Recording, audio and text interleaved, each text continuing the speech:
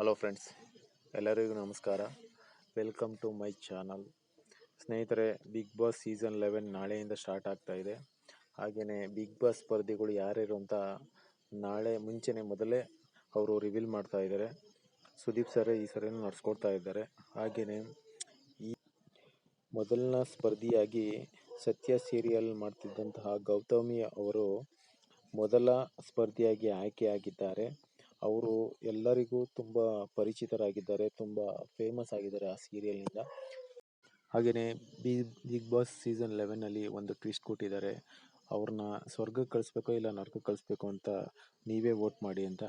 ಸ್ನೇಹಿತರೆ, ನಿಮ್ಮ ಪ್ರಕಾರ ಗೌತಮಿ ಅವರು ಸ್ವರ್ಗಕ್ಕೆ ಹೋಗ್ಬೇಕಾ ಇಲ್ಲ ನರಕಕ್ಕೆ ಹೋಗ್ಬೇಕಾ ಅಂತ ನೀವೇ ವೋಟ್ ಮಾಡಿ ಕಮೆಂಟ್ ಬಾಕ್ಸ್ನಲ್ಲಿ ತಿಳಿಸಿ. ನಿಮಗೆ ಗೌತಮಿ ಅವರು ಬಿಗ್ ಬಾಸ್ ಬಂದಿದ್ದು ಖುಷಿಯಾಗಿದ್ದರೆ ಕಮೆಂಟ್ ಬಾಕ್ಸ್ನಲ್ಲಿ ತಿಳಿಸಿ ಫ್ರೆಂಡ್ಸ್.